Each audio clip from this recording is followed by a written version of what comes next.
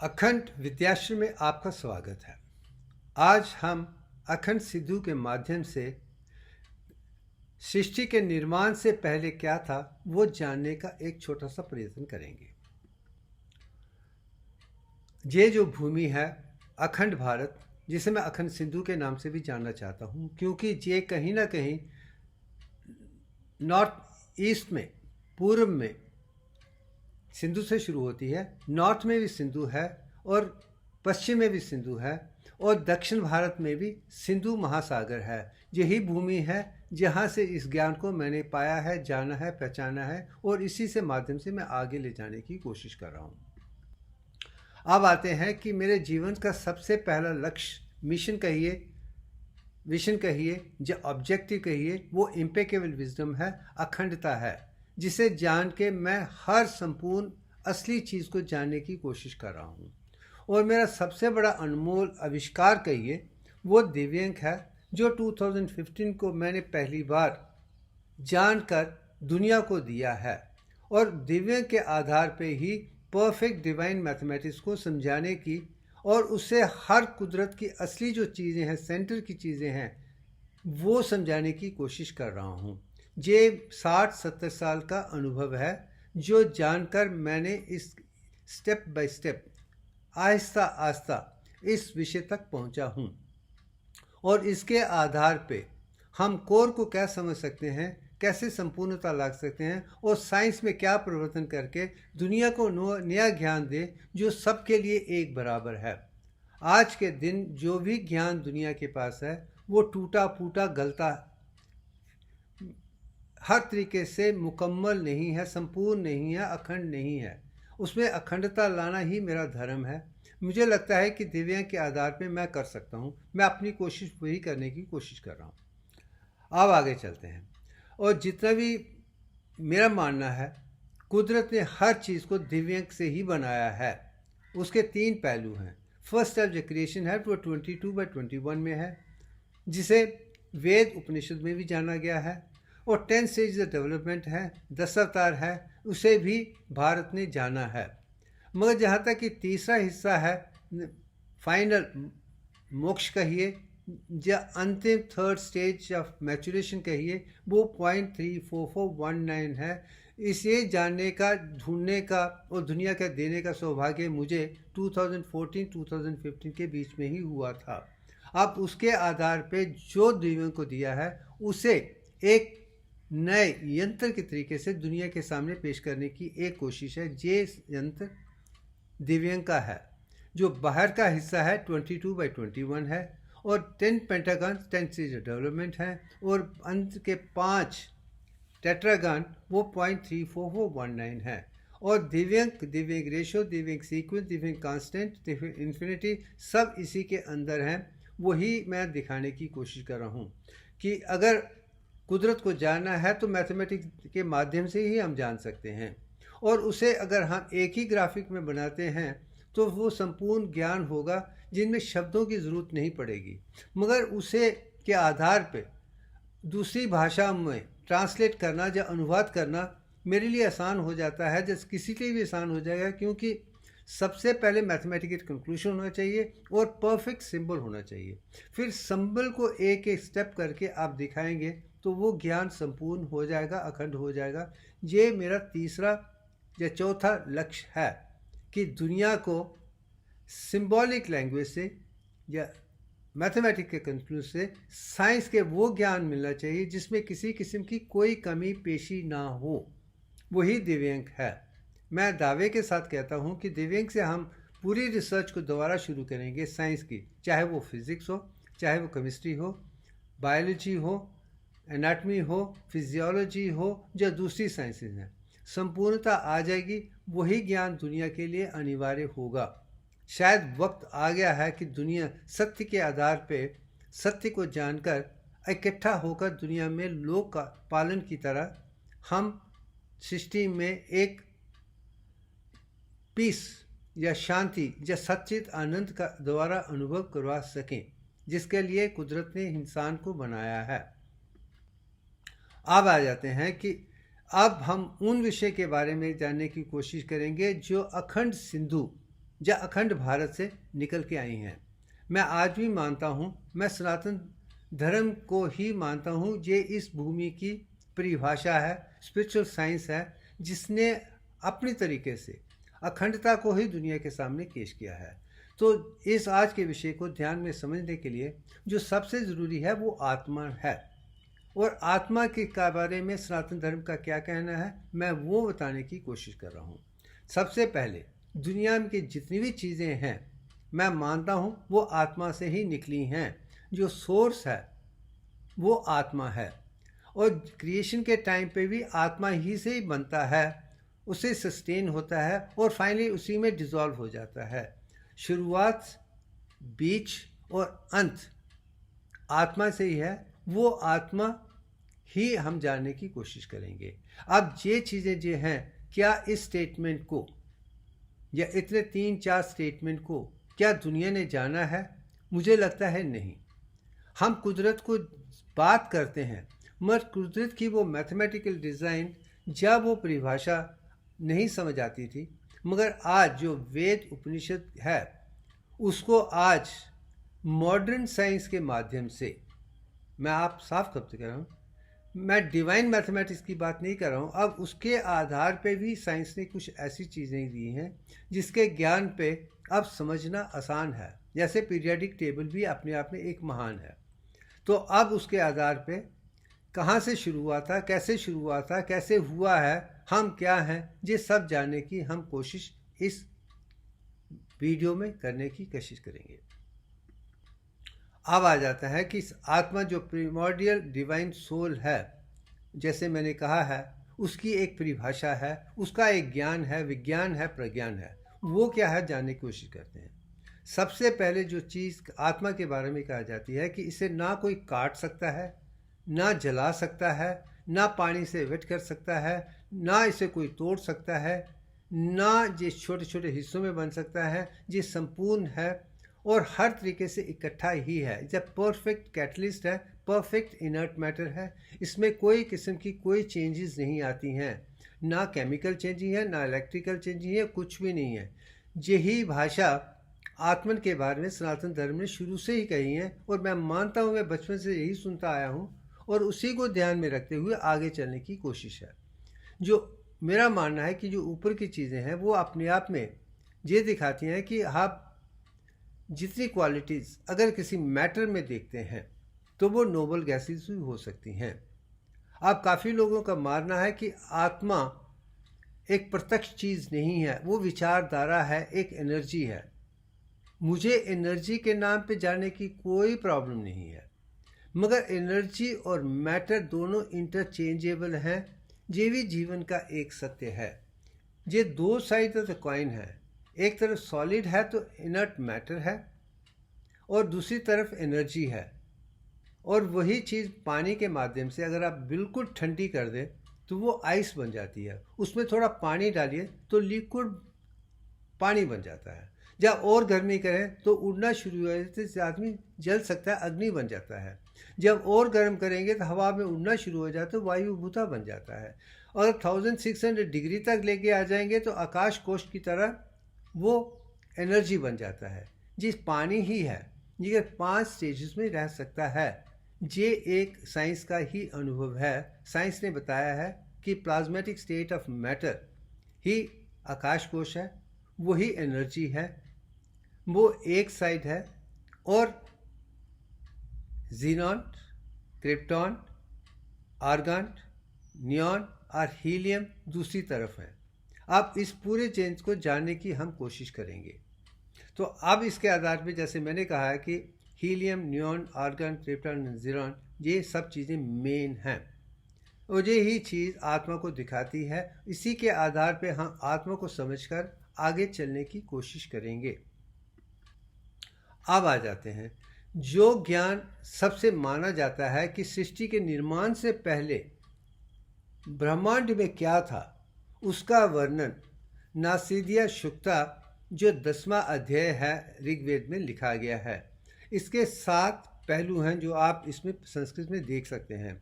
अब मैं संस्कृत को पढ़कर दुनिया को दिखाना नहीं चाहता हूँ, क्योंकि वो कहीं ना कहीं एक अलग सी विचारधारा हो सकती है, मगर उसका सारांश जो दुनिया ने समझा है, जाना है या पहचाना है, उसे मैं दुनिया के सामने पेश करने की कोशिश कर रहा हूँ। अब इस पूरे 7 लाइनों में, 7 मंत्रों में 2-3 चीज़ें ऐसी उभर के आती हैं जिसके आधार पे कहा जाता है कि सृष्टि के निर्माण से पहले ऋग्वेद के आधार पे अंधकार था,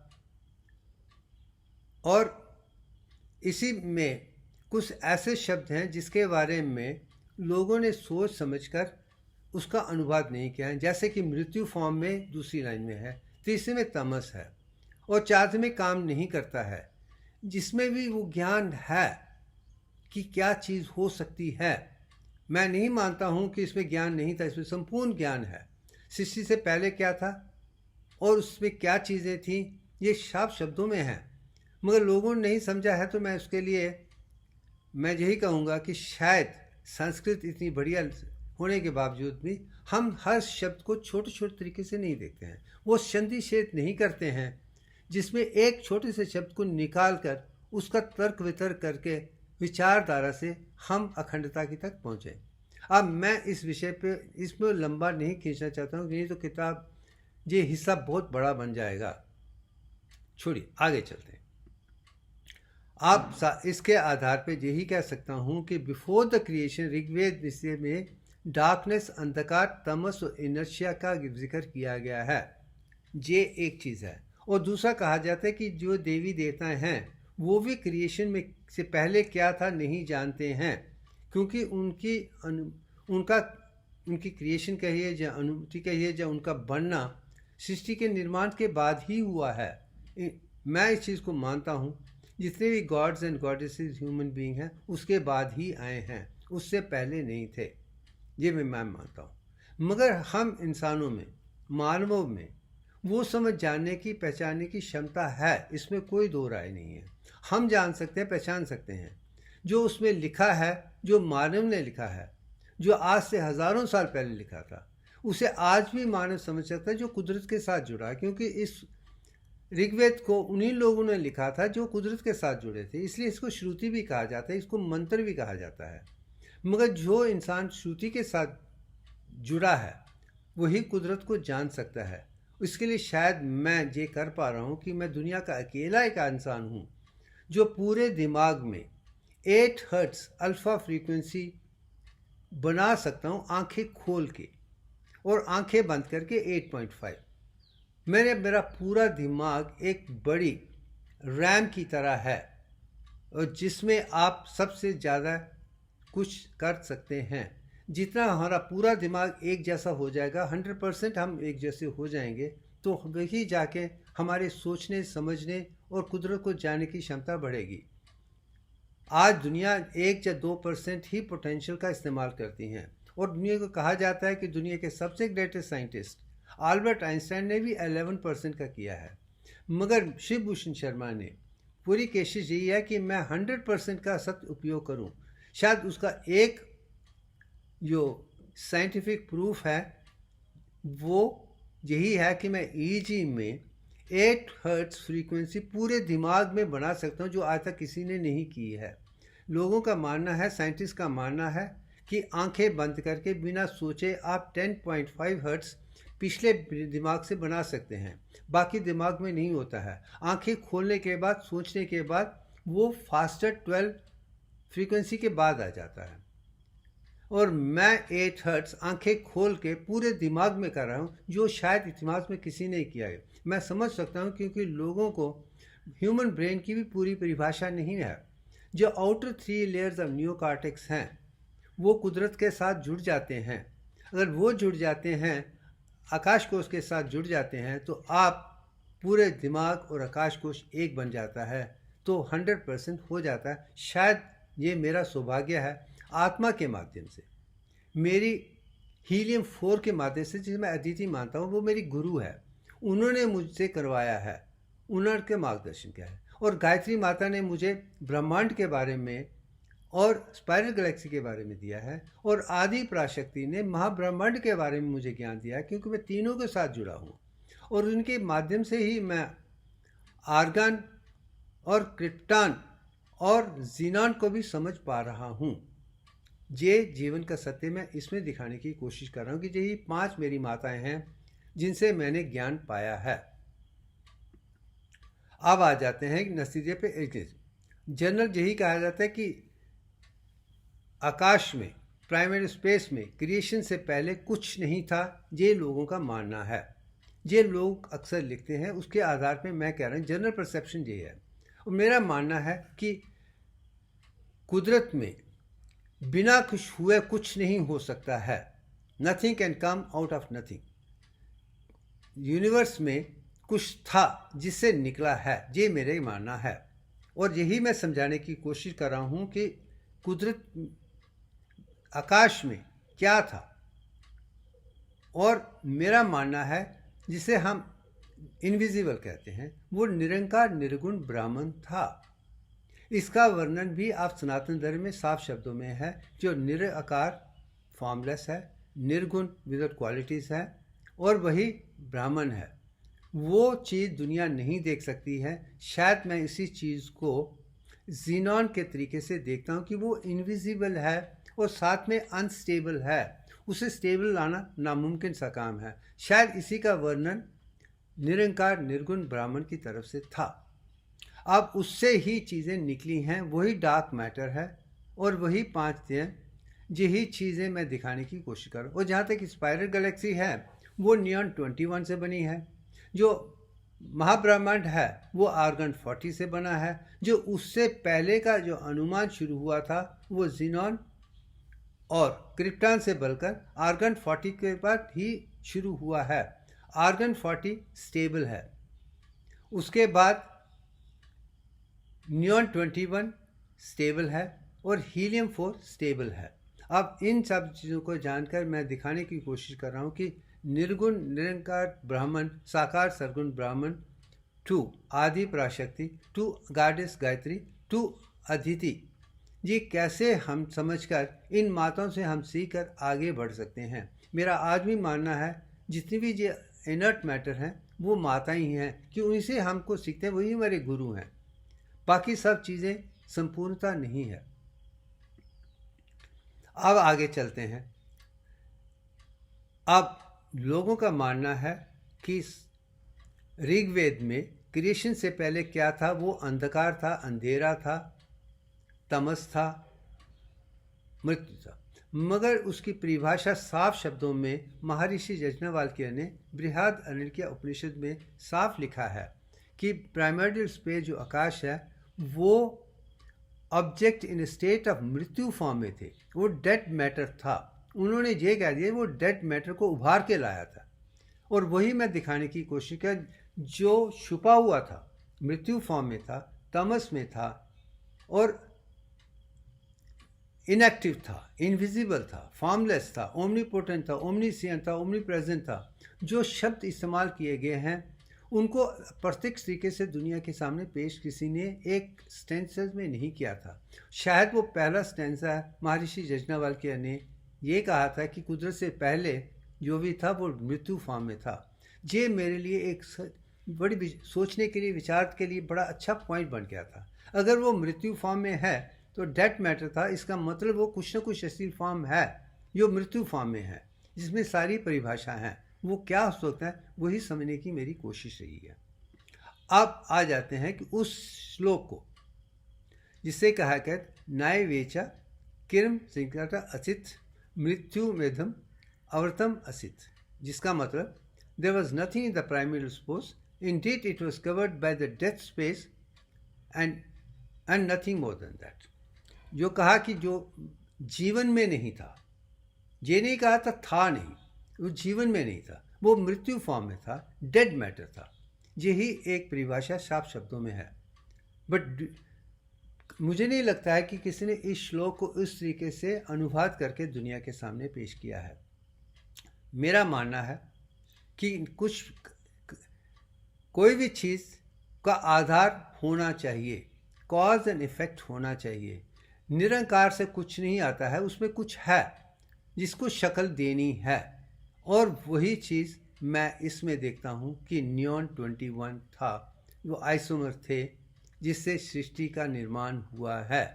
अब ये ज़ीनॉन और क्रिप्टॉन की बात नहीं कर रहे हैं, ये ब्रह्मांड की बात कर रहे हैं जिससे सृष्टि बनी है। महाब्रह्मांड हो या ब्रह्मांड हो, वो नियॉन 21 से बना है। शायद यहाँ से ही दिव्यांग की शुरुआत हो जाती है। दिव्यांग का आधार इसी श्लोक से निकला हुआ है या दबा हुआ था, मैंने यहाँ से निकाला हुआ है। 22/21 की सृष्टि में 21 पार्ट्स हैं जो आगे बढ़ने के लिए 22 बन जाते हैं, मैं दिखा चुका हूँ। अब इसके आधार पे हम आगे चलकर उसको समझने की कोशिश करते हैं। अब आगे चलते हैं तो मैंने यही कह दिया कि अब दिव्यांग के माध्यम से नियॉन 21 से शुरू हुआ था, वो नियॉन 22 बना था, उससे रोशनी आई थी, आकाश भूता आया था, फिर उसके 10 स्टेजेस से ही सृष्टि का निर्माण हुआ है।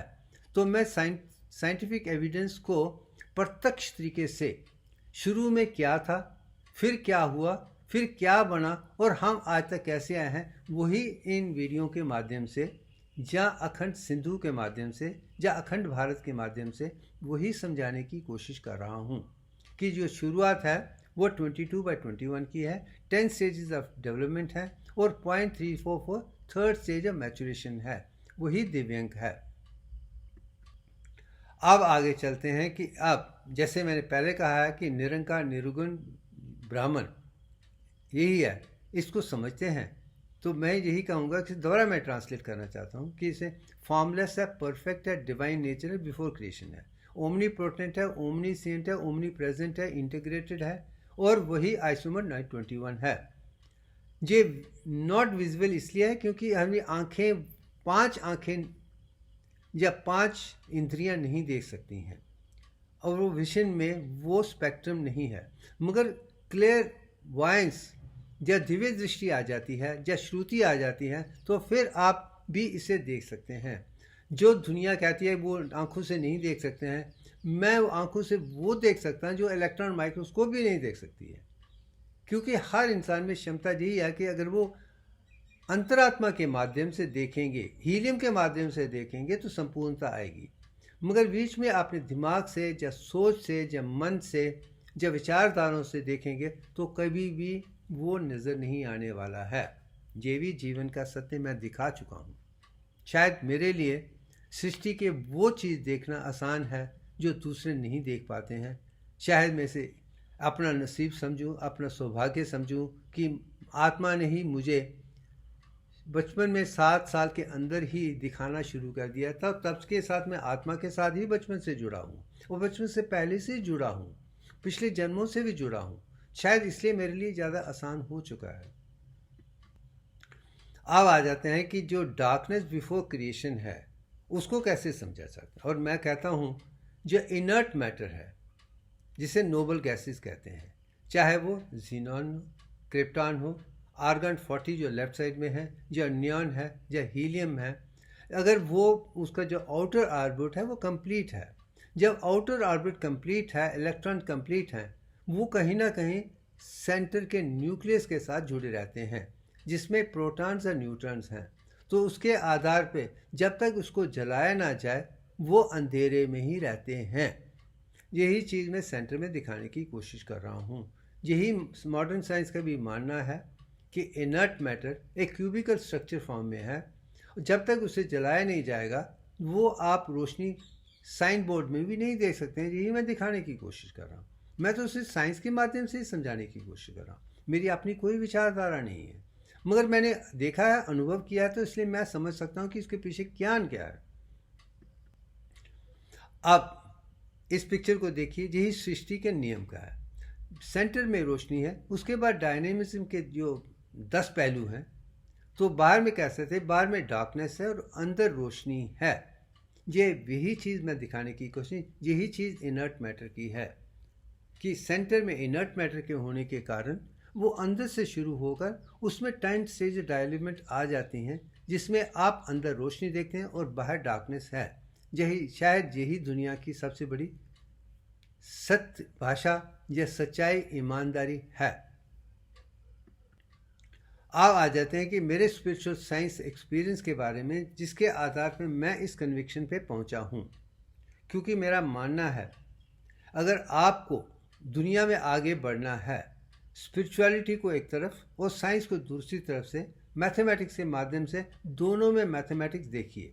स्पिरिचुअलिटी में भी मैथमेटिक्स है, वो सत्यवादी है, और साइंस भी सत्यवादी है। मैं उन साइंटिस्ट की बात नहीं कर रहा हूँ जो दुनिया में वो इवॉल्व करने की कोशिश कर रहे हैं, वो सत्य तक नहीं पहुँचे, वो सत्य को जानने की कोशिश की जा रही है। मैं मानता हूँ उनकी सोच अच्छी है, काम कर रहे हैं, मगर मैं स्पिरिचुअलिटी के सत्यचित आनंद को और साइंस के मैथमेटिकल कंक्लूसिव डिज़ाइन दोनों को जानकर, जो दिव्य के माध्यम से एक्सपीरियंस करके दुनिया को दे रहा हूँ, उसके आधार पे हम अगर दोबारा साइंस के रिसर्च करेंगे, चाहे वो फिज़िक्स हो, केमिस्ट्री हो, बायोलॉजी हो, सारे सब्जेक्ट हो, तो जो ज्ञान उभर के आएगा वो संपूर्ण होगा, उसमें कोई कमी नहीं होगी। आज मैन मेड मैथमेटिक्स में जब हम डिज़ाइन करते हैं तो उसमें गलतियां उभर के आती हैं, क्योंकि उसका फॉर्मेट ही गलत है। मैन मेड डिज़ाइन है, डिफेक्टिव है, मगर दिव्य डिवाइन डिज़ाइन है, उसमें कोई इम्परफेक्शन नहीं है। यही सनातन धर्म की सोच वेद उपनिषद से आगे लेके आया हूँ। हाँ, मैं मानता हूँ जो 0.34419 है, जो शिव जी के पंचभुजों का है, शायद इसका वर्णन पहले नहीं है, इसलिए शायद सनातन धर्म में भी वो सच्चाई उतरते ही ऊपर आके जो दिव्य के साथ जुड़ी है। क्योंकि शायद मॉडर्न साइंस ने बताया है, ओल्ड साइंस ने बताया है, तो शायद मेरे लिए आसान हो गया अपने जीवन के अनुभव के आधार पे। क्योंकि मैं पहला ही रिसर्च स्कॉलर हूँ जिसने कुंडलिनी योग के माध्यम से 30 साल में दिखाया है कि मैं और कुदरत एक जैसे हैं। मैं वो कर सकता हूँ जो दूसरे नहीं कर सकते हैं, और मेरा मानना है अगर मैं कर सकता हूँ तो हर इंसान कर सकता है, कि मुझ में और दूसरों में कोई अंतर नहीं है। मैं यही कहता हूँ कि मैं बिल्कुल सरल, सहज हूँ और संपूर्ण हूँ। अगर हम सच्चे इंसान हैं, हमारी नीयत अच्छी है, नीतियाँ अच्छी होंगी, नीतियाँ अच्छी होंगी, उसे शायद मैं स्पिरिचुअलिटी मानता हूँ। एक स्पिरिचुअलिटी के चलने के लिए सबसे पहले हर इंसान को एक संपूर्ण इंसान, अच्छा इंसान बनना पड़ेगा, इंसानियत पे चलना पड़ेगा, सत्यवादी बनना पड़ेगा, अहिंसावादी बनना पड़ेगा, कुदरत की तरह, सूर्य भगवान की तरह देना सीखना होगा। और वो काम करने हैं जो कुदरत ने करती हैं। कुदरत को सिर्फ देना ही आता है, उन्हें लेने की कोई ज़रूरत नहीं। हर चीज़ कुदरत ने हमारे लिए खूबसूरत से बनाकर हमें दी है। हम कुदरत के साथ जुड़ेंगे तो हम भी संपूर्ण बन जाएंगे, मगर हम कहीं ना कहीं अपने आप में अधूरे हैं और हर चीज़ को ज़रूरत से ज़्यादा लेकर करने की कोशिश कर रहे हैं। कुदरत ने हर इंसान की ज़रूरत के लिए चीज़ें दी हैं, मगर कुछ लोग ऐसे हैं पैसे के आधार पे या पावर के आधार पे अपने आप में ले लेते हैं। इससे गरीबों को वो नहीं मिलता जो मिलना चाहिए, सबके लिए बनाया गया है। उन लोगों की कमियों का कारण या उन लोगों के दुर्विचार के कारण दुनिया को नुकसान हो रहा है। इसलिए मैं यही कहना चाहता हूँ कि अगर स्पिरिचुअल साइंस की तरफ से हो गए तो हम सब चीज़ें सबके लिए बराबर करेंगे, सबको काम करने के लिए क्षमता दी जाएगी। और मैं मानता हूँ हर इंसान में क्षमता है, मगर उनके पास ज्ञान नहीं है, हमने उसको ज्ञान नहीं दिया है, हमने बांटने नहीं दिया है, इसलिए उनकी दुर्दशा हुई है। मैं वही दुर्दशा कम करने की कोशिश अपने वीडियो के माध्यम से करना चाहूँ कि हमें नए ज्ञान की, दिव्य की, अखंडता की ज़रूरत है। उसको अपने अनुभव के आधार से सीखा है, वो वही समझाने की कोशिश कर रहा हूँ। अब आते हैं ओरिजिन ऑफ यूनिवर्स। मैंने शुरू में कहा था, अब दोबारा उसे रिपीट करके एक परिभाषा की तरफ से एक नया महाग्रंथ की तरीके से दिखाना चाहता हूँ। मेरा मानना है कि निरंकार निर्गुण ब्राह्मण, जिसका वर्णन सनातन धर्म में बार बार किया गया है, जिसे हम ट्रांसलेट कहेंगे तो यही कहेगा निराकार है, वो फॉर्मलेस है। निर्गुण है, उसमें कोई क्वालिटीज़ नहीं, और ब्राह्मण है, वो संपूर्ण है। तो फॉर्मलेस है, ओमनीपोटेंट है, ओमनीसिएंट है, ओमनी प्रेजेंट, यूनिवर्सल कॉन्शियसनेस है, जिसका आधार यही है। तो वही कुदरत वहाँ से ही बनी है, मगर उसे समझने के लिए हमें उसके साथ जुड़ने के लिए यही चाहता हूँ, उसमें यही समझता हूँ कि जो निरंकार निर्गुण ब्राह्मण है वो जीनॉन ही है, जो मोस्ट अनस्टेबल इनर्ट मैटर है। इसे आसानी से बदल कर प्रत्यक्ष तरीके से देखने का काम सौभाग्य शायद किसी को भी नहीं हुआ है, मगर शायद मैं इसको समझ सकता हूँ क्योंकि मैंने इसका अनुभव किया है, देखा है। जाना है, पहचाना है। शायद इसलिए कि इसको जानने के बाद ही शायद मैं दिव्यांग को देख पाया हूँ। आगे चलते हैं। आप इसमें ज़ीनॉन में 54 इलेक्ट्रॉन्स हैं, 54 प्रोटॉन्स हैं और 54 न्यूट्रॉन्स हैं। तो 54 प्रोटॉन्स और न्यूट्रॉन जो अंदर है उसमें 108 की परिभाषा है। अब मैं ये दिखाना चाहता हूँ कि 108 ऐसा नंबर है जिसे सनातन धर्म बहुत माननीय मानता है। और हमारी जो माला है, जपमाला है, उसमें भी 108 सीड का ही इस्तेमाल किया है, बीजों का इस्तेमाल किया है। और हमें कहा जाता है कि ओम का भी उच्चारण करना हो, मंत्रों का भी करना है, 108 टाइम करना चाहिए। अब इस चीज़ को मैं देखता हूँ कि कुदरत में मैं आप ये दिखाने की कोशिश करता हूँ जो इनविजिबल है तो उसे मैंने विजिबली कैसे देखा है। अगर हम सूरज और भूमि को ले देखते हैं, जो सूरज की डायमीटर है वो 108 अर्थ के बराबर है। कि मतलब एक सूरज पे 108 भूमियाँ आ सकती हैं। ये शायद किसी ने उस तरीके से नहीं देखा है जिस तरीके से मैंने देखा है। वो इनविजिबल है, मैं उसे विजिबल करके ज़ीनॉन के तरीके से दिखा सकता हूँ। अब उसकी एक और परिभाषा आपको बताता हूँ। अगर हम भूमि और चांद की तरफ देखें, जो चांद और भूमि के बीच का जो रास्ता है उसमें 108 मून बैठ सकते हैं। सूर्य भगवान पे, आदित्य पे 108 भूमि बैठ सकती है, मगर भूमि और चांद के बीच में 108 चांद बैठ सकते हैं। जो भी इनविजिबल है लोगों के लिए, वो मेरे लिए प्रत्यक्ष बन गया है। उसका ज्ञान मैं ज़ीनॉन में देखता हूँ। आप सोचिए, इतना खूबसूरत ज्ञान इनविजिबल था, लोगों ने देखा नहीं है, मगर मैं देख पाया हूँ। दोनों भूमि, चंद्र और आकाश के बीचों का जो कॉम्बिनेशन है, वही अगर समझ लेंगे तो आप अपने आप में ईड़ा पिंगला सुषुम्ना नाड़ी को समझ पाएंगे। इंसान को समझने के लिए ज़ीनॉन मैंने उस तरीके से देखा है। अब आते हैं साकार सरगुण ब्राह्मण। साकार का मतलब जो पोटेंट है, जिसे हम देख सकते हैं, जिसमें गुण हैं, और वो ब्राह्मण है। जो फर्स्ट परिभाषा है, फर्स्ट मैनिफेस्टेशन है। और फर्स्ट मैनिफेस्टेशन का वर्णन थियोसॉफिकल सोसाइटी और काफ़ी लोगों ने बहुत किया है। एनी बसंत वगैरह ने काफ़ी इसका वर्णन किया है, जिसमें पोटेंशियल है, पानी की तरह है। तो उसमें मैं देखता हूँ तो इनर्ट मैटर, क्रिप्टॉन की ही बात मुझ में उभर के आती है, क्योंकि उसे आसानी से देखा जा सकता है, वो प्रत्यक्ष नज़र आ जाता है। वो सेकंड अनस्टेबल है, मगर उसकी स्टेबिलिटी आज भी देखी गई है, रिकॉर्डेड की गई है, वो साकार देखा गया है। मगर उसको और समझने के लिए हम आगे चलते हैं कि मैंने इसको क्यों ज़्यादा साकार समझता हूँ ज़ीनॉन से ज़्यादा। अब आ जाते हैं, जब क्रिप्टॉन है इसमें 36 इलेक्ट्रॉन्स हैं, ज़ीनॉन में 54 हैं, इसमें 36 हैं। तो 36 प्रोटॉन्स हैं, 36 इलेक्ट्रॉन हैं, 36 न्यूट्रॉन, जब तीनों मिल जाते हैं तो वो 108 बन जाता है, जिसमें पहले प्रोटॉन और न्यूट्रॉन 108 बनते हैं। जहाँ पे प्रोटॉन, न्यूट्रॉन और न्यूट्रॉन तीनों ही मिलकर 108 बन जाते हैं, वही परिभाषा जहाँ पे और भी संपूर्ण बन जाती है, क्योंकि ये तीनों के तीनों ही आपको देखने हैं। उसमें आप प्रोटॉन और न्यूट्रॉन को, सेंटर को देख रहे हैं, इलेक्ट्रॉन को नहीं देख रहे हैं 108 में। जहाँ पे तीनों को देखते हैं तो वही ज्ञान आप तो 108 का जो इनविजिबल था वो विजिबल होकर, साकार होकर दुनिया के सामने पेश कर रहा हूँ। शायद इसलिए मेरे लिए साइंस का और मैथमेटिक्स का ज्ञान, विज्ञान, प्रज्ञान, अखंडता ज़रूरी है, क्योंकि कंक्लूशन मैथमेटिक्स में ही है, साइंस की सच्चाई में ही है। जो मैथमेटिक्स कंक्लूशन नहीं है वो सत्यवादी हो ही नहीं सकता है। कुदरत ने हर चीज़ परफेक्ट मैथमेटिकल डिज़ाइन से बनाई, वही दिव्यांग है। क्योंकि मैं मानता हूँ ये सत्य है, वो खोजते खोजते बाकी साइंटिस्ट से मैं आगे काफ़ी निकल कर इस ज्ञान तक पहुँचा हूँ। और मैं चाहता हूँ आपसे समझिए, जानिए, पहचानिए, फिर जाके आप आगे बढ़ जाते हैं।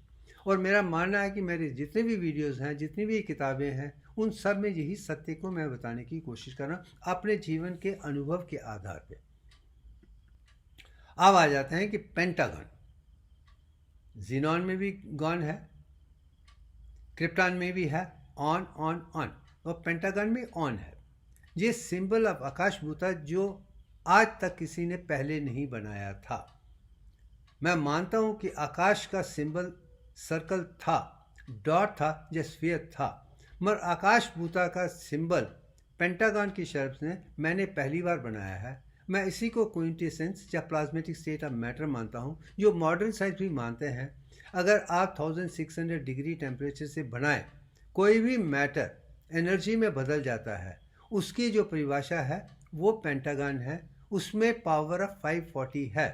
इसमें अर्थ के 360 हैं, पानी के 360 हैं, प्लस अग्नि के 108 हैं, और भूमि के भी 360 हैं। ये जो अग्नि और भूमि जो ऊपर साइड है, या अग्नि और पृथ्वी दूसरी तरफ है, जब मिल जाते हैं तो वो 540 बन जाते हैं, और 5 हिस्सों में डिवाइड होता तो 108 बन जाता। तो यहाँ पे भी आप 188 ही देख रहे हैं। यही खूबी है कि जिस मैथमेटिक्स से ही आप कंक्लूजन पे ला सकते हैं। शायद मैं इसलिए बना पाया हूँ क्योंकि मेरी सोच कुदरत के साथ जुड़ी हुई है। उसका आधार 108 जो सनातन धर्म की खूबियों को उभार के लाता है, जो प्रत्यक्ष नहीं था वो प्रत्यक्ष करके और भी अच्छे तरीके से मैं दुनिया के साथ पेश कर रहा हूँ। एनर्जी, ये एनर्जी मैटर है।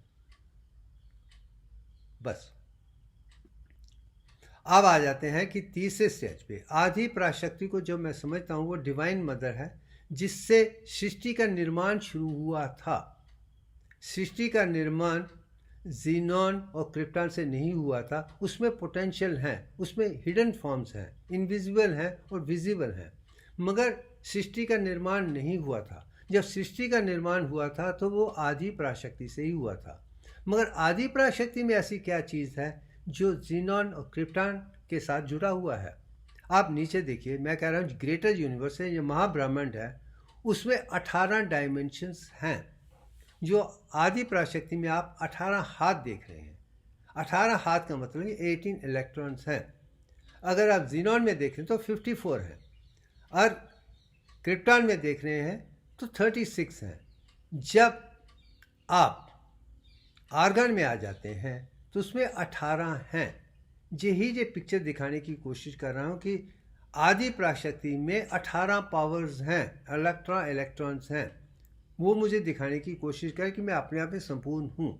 आप वो सिंबॉलिक रिप्रेजेंटेशन में भी देख सकते हैं, जहाँ पे मैंने आर्गन 40 को लाया है, 36 को नहीं, क्योंकि सृष्टि का निर्माण आर्गन 40 से हुआ है।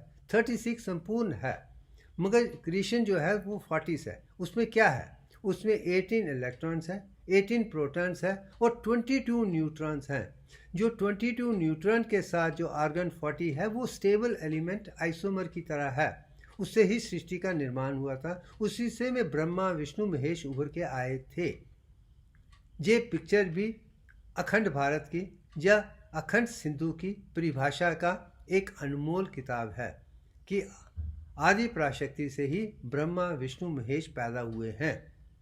ब्रह्मा विष्णु माता की जो माता है वो आदि पराशक्ति है, तो फर्स्ट डिवाइन किंगडम है, वो 18 से है। अब आ जाते हैं, मैं एक पिक्चर दिखाना चाहता हूँ कि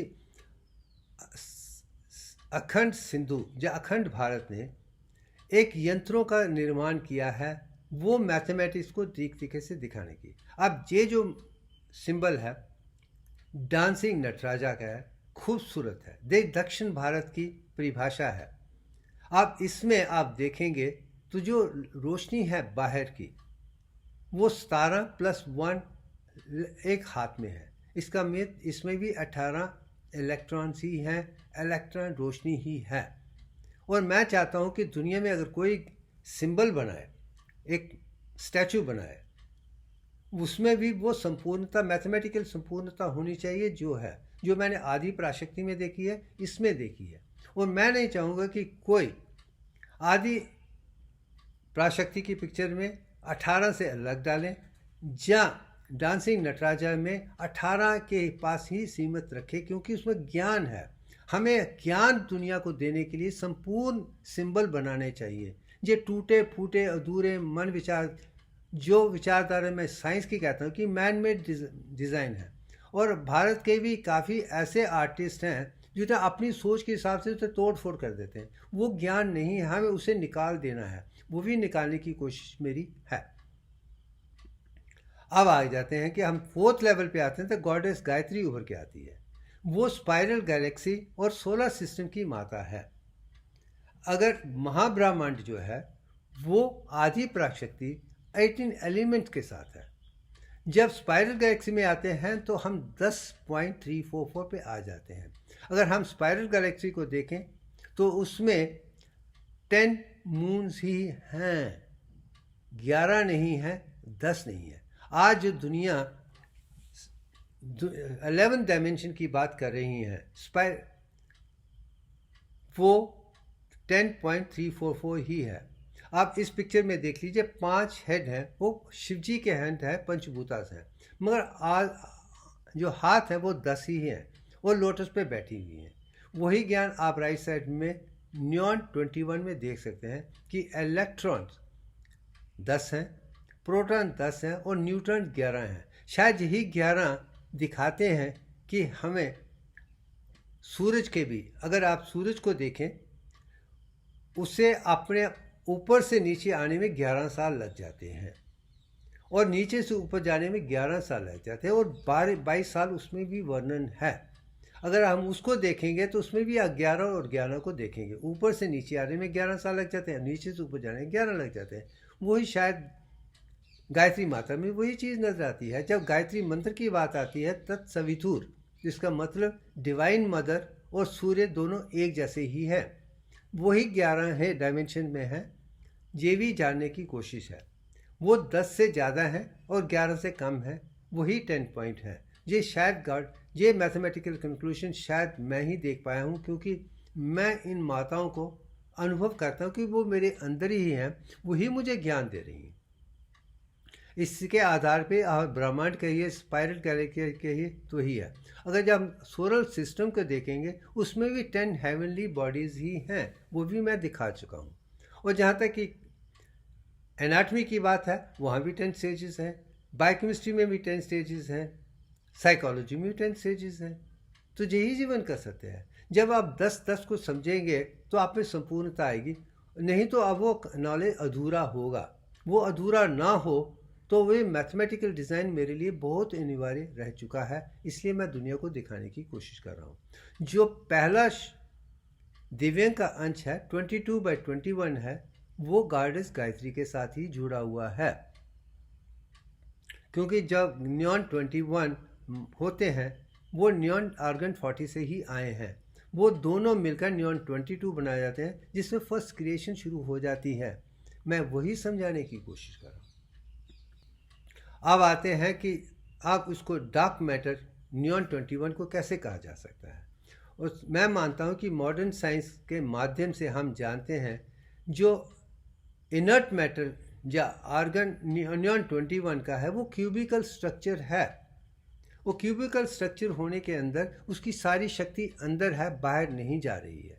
सिमिलरली अगर उसको ऑर्बिटल फॉर्म देखेंगे, वो न्यूक्लियस अंदर है तो शक्ति अंदर है, और इलेक्ट्रॉन भी अंदर की तरफ ही जुड़े हुए हैं, बाहर की तरफ नहीं है। अगर आपको तीसरा ज्ञान चाहिए, जब नियॉन 21 के जो साइन बोर्ड्स हैं और जब तक उसे ऑन नहीं किया जाएगा वो कभी नज़र नहीं आएंगे, वो अंधेरे में ही रहते हैं।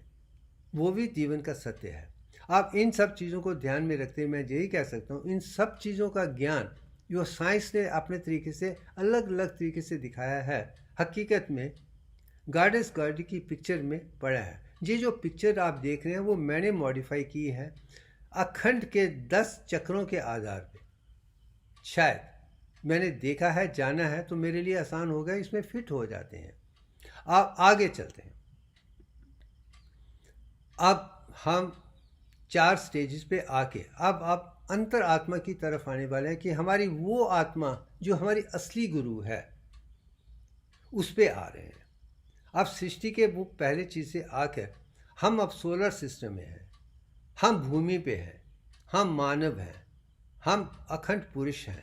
अखंड पुरुष के लिए हमारा जो दाता कहिए या परिधाता कहिए या प्रिजाइडिंग डेटी ऑफ अर्थ कहिए, तो मैं मानता हूँ वो अद्वितीय ही सन ही है। क्योंकि सन ना हो तो भूमि ना होगी, हम ना होंगे, जीव जंतु ना होंगे, खाने पीने की चीज़ें ना होंगी, कुछ भी नहीं होगा।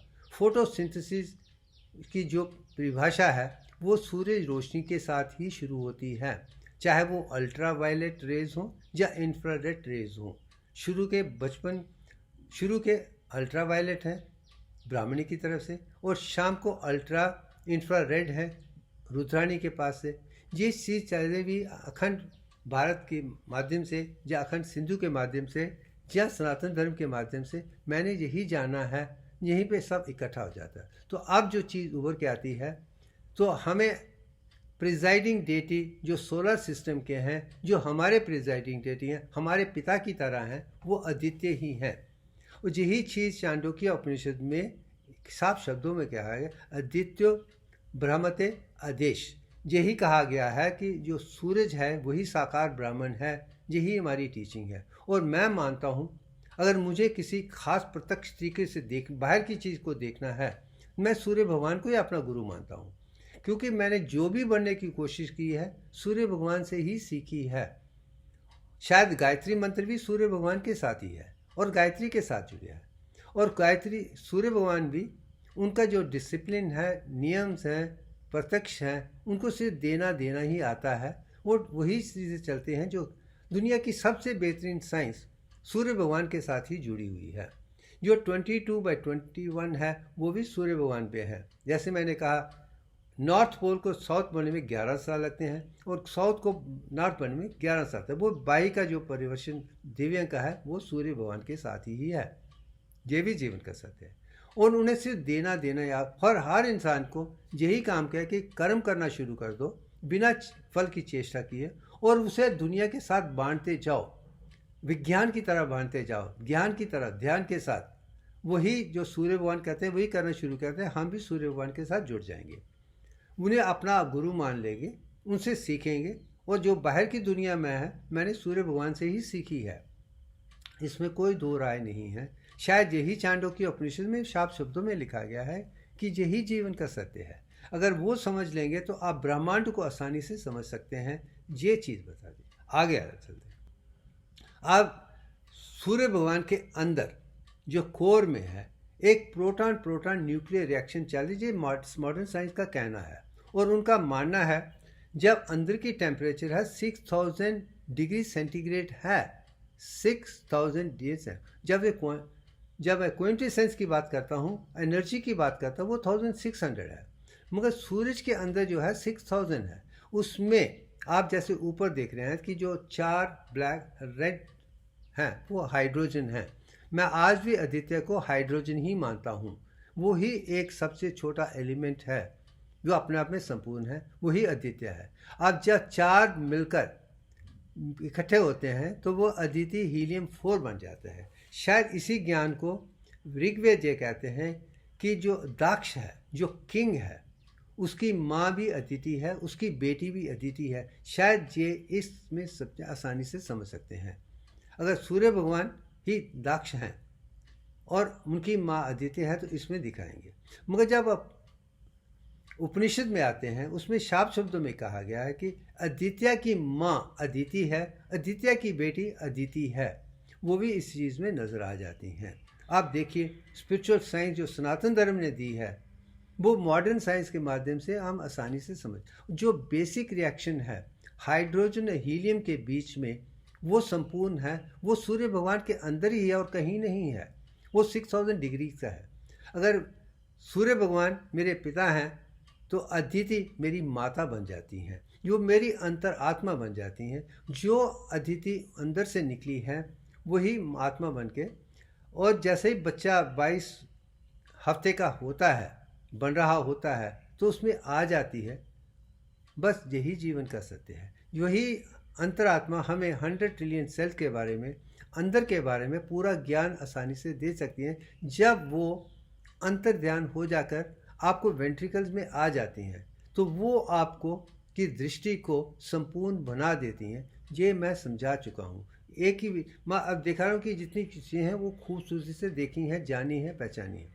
अगर पूरे समझ के सारे वीडियो को देखेंगे, आपको दूसरी कोई किताब पढ़ने की ज़रूरत नहीं पड़ेगी। इसमें संपूर्ण ज्ञान, विज्ञान, प्रज्ञान, अखंडता है, जो किसी और किताब में, किसी और चीज़ में नज़र नहीं आने वाली है। शायद इसलिए मैंने पूरा डिसाइड किया है कि मैं एक सन्यासी की तरह से अपने पूरे जीवन में दुनिया को संपूर्ण ज्ञान देने की कोशिश। मगर जब दो सुनेंगे, देखेंगे, पहचानेंगे तो आगे बढ़ सकते हैं, नहीं तो मैं कुछ नहीं किया जा सकता। अब आगे चलते हैं। अब मैं वो ज्ञान दुनिया को देना चाहता हूँ जो मुझे समझता है कि उसकी परिभाषा दुनिया के लिए ज़रूरी है। अब मैंने इसमें ज़ीरो लिखा है और ये कहा है कि जो कंसेप्ट शून्य है वो आत्मा के साथ जुड़ा। आज हम आत्मा की बात कर रहे हैं और आत्मा में ही ज़ीरो है, वही शून्य है और वही मैथमेटिकल डिज़ाइन है। अब लोगों का मानना है कि शून्य या ज़ीरो आर्यभट्ट जी ने दुनिया को इन्वेंट करके दिया है।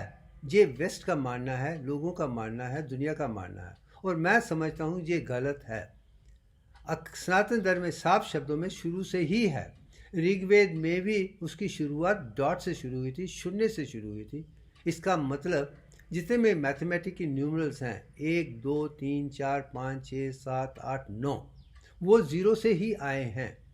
और इसका वर्णन मिश्राक्ष पिंगला जी ने हज़ारों साल पहले लिख दिया था कि उसकी शुरुआत ज़ीरो के बाद 1 1 2 3 5 8 13 21 34 वगैरह है।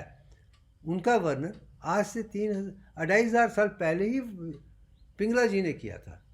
तो आर्यभट्ट तो बहुत बाद में आए हैं, मगर जब हम ओरिजिनल की तरफ जाएंगे तो अच्छा है। मगर आज की साइंटिफिक रिसर्च की सबसे बड़ी कमी देख देते हैं कि कहते हैं कि आपको रिसर्च करना है तो पिछले 5 साल के आर्टिकल देखिए, उसके पीछे देखने की ज़रूरत नहीं है। जब मेरी पीएचडी की रिसर्च थी तो वो 3000 पहली किताब पतंजलि योग सूत्र से शुरू हुई थी। वो 3000 पुरानी किताब है, उसमें ज़्यादा अच्छा ज्ञान है विनिष्पित किया। आज भी मैंने जो 30 साल में किया है वो कहीं पे नज़र नहीं आएगा एक्सेप्ट मेरे काम में, क्योंकि बाकी वालों ने काम ही नहीं किया है, क्योंकि वो अधूरे काम करने की कोशिश कर रहे हैं और रास्ते में लेते तो कंपनी गलतियां होनी ही हैं। इसलिए मैं दुनिया को दिखाना चाहता हूं कि ज़ीरो का वर्णन ऋग्वेद में निषिद्या उपनिषद शुक्ता में ही शुरू हो जाता है, उसी से बाकी सारे नंबर आए हैं। ये ज्ञान भी मैं दुनिया को देना चाहता हूँ कि आत्मा ही ज़ीरो है, वही शून्य है। उसी से ही गणित विद्या भी शुरू हुई है, उसी से ही यंत्र विद्या शुरू हुई है, उसी से ही मंत्र विद्या शुरू हुई है, उसी से ही तंत्र विद्या शुरू हुई है। सब कुछ ज़ीरो से ही निकला है। वो डॉट फॉर्म कैसे सर्कल स्फीयर आगे बढ़ते बढ़ते यहाँ तक पहुँचा है, वो ज्ञान को एक पूरे तरीके से आपको एक त्रुटि में देखना पड़ेगा। एक ही माला में हर जेम्स नज़र आने चाहिए। मैं वही एकत्रित बनाने की कोशिश कर रहा हूँ। अब आ जाते हैं। अब इसका वर्णन जो शून्य से शुरू होता है, बृहद अरण्यक उपनिषद में एक अच्छा स्टेटमेंट है, पूर्णम अधा पूर्णम इदम पूर्णय पूर्णम उदच्यते पूर्णस्य पूर्णम अध्यय पूर्णम इवा विशिष्यते। ये जो 4 लाइनें हैं उनका मतलब ये है, that is full, this is full, from fullness proceeds fullness. जिसका मतलब ये भी संपूर्ण है, वो भी संपूर्ण है, और संपूर्णता से ही संपूर्णता उभर के आती है। ये पूर्णता की बात हो रही है। और ये कहते हैं कि अगर हम पूर्णता का पूर्णता से निकाल भी लेंगे तो पूर्णता हमेशा रहेगी। आप इस चीज़ को अगर आप मैथमेटिकली कंक्लूड करने की कोशिश करेंगे, फिलॉसफी को भूल जाइए। तो मैं यही कहूँगा, इसमें एक ही चीज़ उभर के आती है मेरे तरीके से कि वो शून्य ही है, वही पूर्ण है। क्योंकि अगर पूर्ण को पूर्ण से निकाल भी लेंगे पूर्णता ही रहेगी। अब इसे मैं एक विचारधारा दिखाना चाहता हूँ। काफ़ी लोगों का मानना है अगर एक नंबर को उसी नंबर से आप डिवाइड करें तो उसका जो अंत है 1 होता है। 1 को 1 से डिवाइड करें 1 आता है, 9 को 9 से करेंगे 1 हो जाता है। मगर पूर्णम एक ऐसी चीज़ है, शून्य एक चीज़ है। शून्य के अगर साथ शून्य से अगर काटेंगे तो आप 1 पे कभी नहीं आते हैं, वो भी शून्य ही रहता है। शायद इन्फिनिटी इसी का नंबर है। जो इसकी खूबी है, मैथमेटिकल डिज़ाइन है। आप समझिए कि मैंने उसको कैसे देखा है, मगर आज तक किसी ने ऐसा नहीं देखा था। ये भी जीवन का सत्य है, क्योंकि इसलिए आपको कुदरत के साथ संपूर्ण इंसान की तरह बनना पड़ेगा। पूर्णम संपूर्णम बनकर अखंडता तभी उभर के आएगी अगर आप पूर्णम हैं। जो यचनावाल्क्य जी ने हज़ारों साल 5000 साल पहले बृहद अरण्यक उपनिषद में जे स्टेटमेंट डाला है उसमें शून्य को डाला है, और वो परिभाषा समझने के लिए आपको कुदरत के साथ जुड़ना पड़ेगा, जो यही मैं समझाने की कोशिश कर रहा हूँ। अगर आप आकाश कोश के साथ जुड़े हैं तो इसका मतलब आपके पूरे दिमाग में 8 हर्ट्ज फ्रीक्वेंसी पूरे दिमाग में होनी चाहिए, जो आज तक मेरे अलावा किसी और ने नहीं किया है। अगर मैं कर रहा हूँ तो हर इंसान कर सकता है, मगर सबको पहले संपूर्ण इंसान, पूर्ण इंसान बनना पड़ेगा, सत्यवादी बनना पड़ेगा, अहिंसावादी बनना पड़ेगा, और कंप्लीट वही काम चल जो कुदरत के साथ जरूरी है। ऐसी कोई चीज़ नहीं लेनी है जो गलत है, मैं वही समझाने की कोशिश कर रहा हूँ। आप उसके आधार पे आप देखिए, ये शून्य से शुरू होके बाकी नंबर बाहर आ रहे हैं। आप उसकी परिभाषा को हम अगले वीडियो में आगे बाकी नंबर कैसे आए थे, वो कैसे हैं, वो समझाने की कोशिश करूँगा। मगर आज के वीडियो में मेरा यही कोशिश है कि सृष्टि के निर्माण से पहले 5 अंतरात्माएं इम्पॉर्टेंट हैं। मैं वही वर्णन करने की कोशिश कर रहा हूँ कि वही ज़ीनॉन है, वही क्रिप्टॉन है, वही आर्गन है, वही नियॉन है, वही हीलियम है। जिन्होंने इन 5 आत्मा को समझ लिया है, वही सृष्टि को समझ सकता है। इनकी परिभाषा को समझना, निरंकार निर्गुण ब्राह्मण को समझना, साकार सरगुण ब्राह्मण को समझना, और गायत्री को समझना, या आदि पराशक्ति को समझना, या हीलियम को समझना, या अदिति को समझना बहुत ज़रूरी है, क्योंकि वही संपूर्णता ला सकते हैं, वही शून्य है, उसी से ही सारा कुछ है। हमको पहले शून्य बनना पड़ेगा। अब मैं आपको शून्य तक लेके आ गया हूँ। अब शून्य आगे कैसे बढ़ता है वो आगे वीडियो में आप देखने वाले हैं। अब आते हैं जी अंत की परिभाषा में। जो भी मैंने अब कहा है इसी में है। अगर आप बीच में आप बाहर देखेंगे तो वो रोशनी बाहर की तरफ जा रही है, मगर उसी के अंदर जो है वो 24 है, बाहर 48 है। मगर जो 24 हैं वो गायत्री मंत्र के साथ जुड़े हैं, जो 48 है वो महागायत्री मंत्र के साथ जुड़े हुए हैं, जो 96 हैं अखंड गायत्री के साथ जुड़े हुए हैं। मगर जब अंदर की तरफ आते हैं तो अंदर एक सूर्य की तरह है, और जिसमें 3 चीज़ें हैं, जो भी ब्राह्मणी, वैष्णवी और रुद्राणी आप देख रहे हैं, उसे ब्रह्मा विष्णु महेश भी कहा जाता है, सरस्वती महालक्ष्मी महाकाली भी। ये ट्रिनिटी भी उभर के आती है। एक तो एक है, फिर ट्रिनिटी है, पर उसमें से जो पिक्चर उभर के आती है वो मॉडर्न साइंस के ग्राफिक प्रेजेंटेशन जो वेस्ट का है और तंत्र विद्या का है, मैंने उसे एकत्रित करके दिखाने कि दोनों एक ही हैं। मगर जो माउंटेन्स है वो त्रिकुटा माउंटेन्स है, वो फ्लाइट है, और जो भी मैंने अनुभव किया दिया है इसमें ईड़ा पिंगला सुषुम्ना है, और अंदर क्या है बाहर क्या है, सारे का सारा ज्ञान इसी में है। और यही मैं समझाने की, जिसने सब इस ज्ञान को देख लिया है वही अखंड बन जाएगा, वही कुदरत को देख पाएगा, उससे ही आगे चलना आसान हो जाएगा। इसलिए मैं बार बार कहता हूँ कि अगर आपको कुदरत के साथ जुड़ना है और अपने आप में संपूर्ण बनना है और अपने आप में धनशाली बनना है, और ज्ञान चाहिए, विज्ञान चाहिए, प्रज्ञान चाहिए, पैसा चाहिए, सब कुछ चाहिए, सब संपूर्णता चाहिए, तो आपको पहले संपूर्ण बनना पड़ेगा। उसमें कर्म योगी होना चाहिए, ज्ञान योगी होना चाहिए, और भक्ति भी होनी चाहिए, कुदरत के प्रति ध्यान होना चाहिए, और साथ में वो सारी शक्तियाँ आपको मिल जाएंगी जिसके आधार पे आप परफेक्टली हेल्थी हैं, वेल्थी हैं, वाइज हैं, हैप्पी हैं। तो उससे पहले सबसे परिभाषा जो मैंने देखी है वो संपूर्ण बनिए। पहले साथ साथ कुछ मत सीखिए, उसके बाद आत्मा के माध्यम से समझने की कोशिश कीजिए, फिर आप संपूर्ण बनकर दुनिया को वो ज्ञान दे सकते हैं जिसमें कोई किस्म की कोई भी त्रुटि ना हो। मुझे लगता है कि मैं वो काम कर रहा हूँ, शायद दुनिया के लिए आज अलग है। चलते चलते जब दुनिया को समझ आ जाएगी, यही नए रिसर्च का विषय बन जाएगा, उसके आधार पे दुनिया को संपूर्ण ज्ञान आ जाएगा। यही मेरी सोच है, मेरी इच्छा यही है कि पूरी दुनिया में एक जैसा ही यूनिफॉर्म सिलेबस मिले। मैं समझता हूँ आज के लिए इतना ही काफ़ी है। Thank you very much. It was lovely talking to you. Thank you.